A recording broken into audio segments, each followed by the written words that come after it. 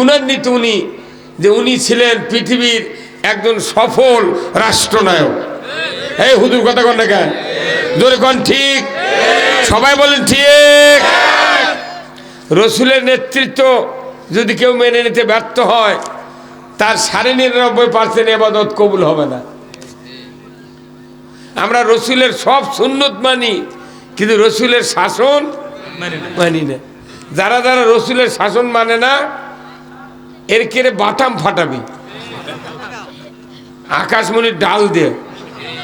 কোন তৌবা, কোন রকমের দোয়া দরুদে আর বাঁচতে পারবে না। যদি বাঁচত তাহলে রসুল দোয়া করেছিলেন আব্দুল্লাহ বিন উবাইয়ের জন্য, আল্লাহ তুমি তাকে মাফ করে দাও, মাফ করে দাও। 3 বার কসে, আল্লাহ কসে সাবিনা মাররাতান। ও বেচারা কোরআন বিজয় চাইনি, আপনার দোয়া আমি কবুল করব না, আল্লাহ বলেছেন। দোয়া কবুলের শর্ত হলো যারা যারা কোরআন বিজয়ের পক্ষে থাকবে তার ক্ষেত্রে দোয়া কবুল হবে। কে বলেছেন? আল্লাহ নির্ঘাত জানিয়ে দিয়েছেন যে আব্দুল্লাহ বিন উবাই আপনার পাশে 10 বছর নামাজ পড়েছে, কিন্তু তার নামাজ, রোজা, রুকু, সেজদা সব ভালো, কিন্তু কোরআন বিজয় চায়নি। কি স্যার কথা কন? কোরআন বিজয় চায়নি, এই জন্য নবীরও দোয়া কবুল হয়নি। তো নবীর দোয়া যদি কবুল ওই সময় না হয়, আর আমাদের মসজিদে যতগুলো মানুষ থাকে, হায় হায়, কোরআন তারানের লোক আছে কিন্তু বিজয় করার লোক নাই। এই কথা কোন না? আল্লাহ রসুল বলছেন কোরআন বিজয়ের পক্ষে যারা থাকবে তাদের দোয়া কবুল করা হবে, আল্লাহ নিজে রসুলকে বলেছেন। আল্লাহু আকবার।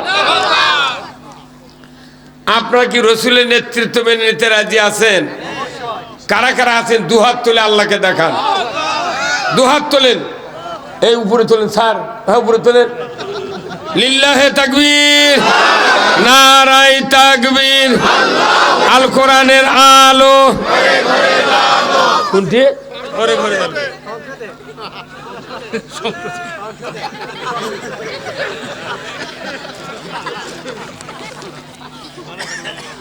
কোরআন ঘরত দেলে দেলে বুড়া বাপ মরে গেছে, ওর বাপ মরিছে, ওর দাদা মরিছে, উই লাঠি করে মারে থুয়ে দেবার চাচ্ছে।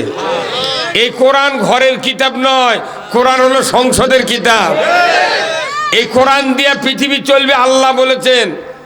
কোরআন হলো একটা আইনের কিতাব, যে আইন দিয়ে চুরি বন্ধ হবে, জেনা বন্ধ হবে, ঘুষ বন্ধ হবে, দুর্নীতি, সুদ, অন্যায় বন্ধ হবে। এই অন্যায়গুলা, সুদগুলা বন্ধ করতে গেলে ঘরত কোরআন থুয়ে লাভ নাই। মেলা ঘরত কোরআন আছে, যে ঘরত কোরআন আছে উই আরো সুদের মাস্টার। ঠিক হ্যাঁ ঠিক। তা আপনি করলেন কে ঘরে ঘরে জ্বালা? আপনার কাপড় দুপুর থেকে মনে হচ্ছে বিরাট শিক্ষিত লোক, কিন্তু আপনার কাম বাজেনি। গাবারের মধ্যে আলু লাগান যায় না। হ্যাঁ কথা কয়। বড় দিঘির মধ্যে ইলশার চাষ হয় না, ইলশা চাষ হয় বঙ্গোপসাগরে। কথা কয়। আপনার কোরআন হলো সংসদের কিতাব। তুমি ইলশার মাছ জাঙ্গা তোমার বাড়ির পুকুরে চাষ হয় না, কোরআন ঘরত থেকে শান্তি পাওয়া যায় না। ওই ঢাকাত লিয়া জালিবি কোরআন।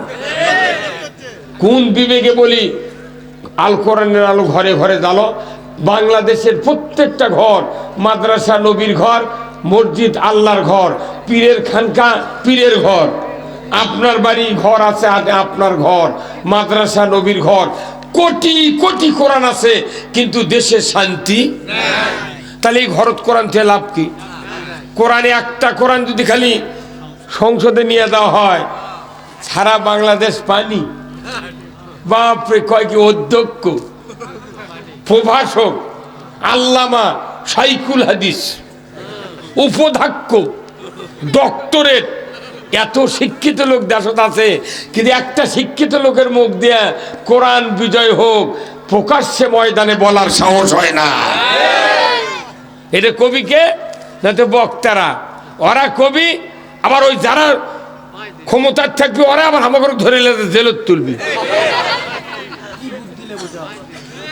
এই দেশের মূলা আলা, আলু আলা, ধান আলা, বাগুন আলা, পেঁয়াজ আলা, রিক্সা আলা, ভ্যান আলা, অটো বাইক আলা, লসিমুন আলা, করিমুন আলা, ভটভটি আলা, সিএনজি আলা, গরিব মানুষ যারা খেটে খায়, দিন মজুরি কামলা করে, এই লোকগুলো দেয় সরকার নির্বাচনে ভোট।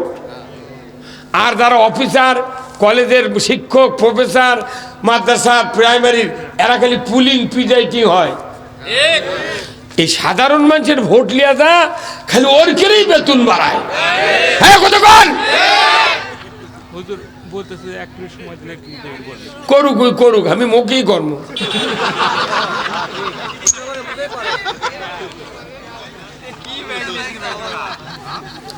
মানে আমার কাল আর বক্তৃতা করার বুদ্ধি আমি বুঝতে পারছি আসে। সেই দিন বলছি ভাই মাইক কোনো ভালো লয় রে, আমরা সাউন্ড দেখলে বুঝতে পারি না ভাই। যাই কবরাজি করে কোনো যুবকের চোখের নিজে কালো দেখা যায়, ওই কবরাজ বোঝে দেয়ার মেহ হচ্ছে। আমি সাউন্ড দেখলে বুঝতে পারি এই মাইকের মেহ। হ্যাঁ কথা কর।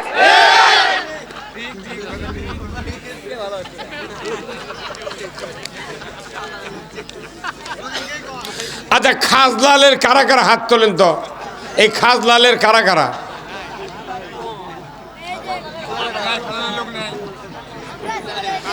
কে আমার বাদল ভাই আছেন? বাদল ভাই। কে ডালিম আছে? ডালিম নাই। যাই হোক, কয় না টেকায় করে কাম মর্দের হয় না।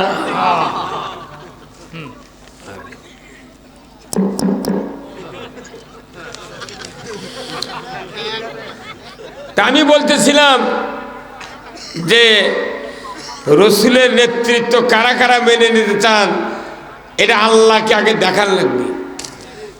আল্লাহকে রব বলে মানতে হবে, আর রসুলকে নেতা হিসেবে মানতে হবে। তাহলে আপনার মতের সাথে আল্লাহর মত, রসুলের মত মিলে যাবে। তখন আল্লাহ কবি তোরা জান্নাত যা। আর যদি আল্লাহকে রব বলে না মানি, রসুলের নেতৃত্ব যদি না মানি, ওর দাড়ি যদি 12 হাত হয়, জুব্বা যদি 22 হাত হয়, পাগড়ি 17 হাত, ওর কপাল যদি ক্ষয়ও দেয়, আল্লাহর জান্নাতের চোখ আর চোখে পড়বে না। মেন কাজ হলো আল্লাহর আনুগত্য আর রসুলের নেতৃত্ব। কি এই জন্য আমি আপনাদেরকে বলবো, যারা এখনো বাইরে আছেন, বাপরে মেলা লাগিয়েছে, মনে হয় কেল্লা খুশি লাগান মারে, ওটি চোর কিলিয়েছে থতে।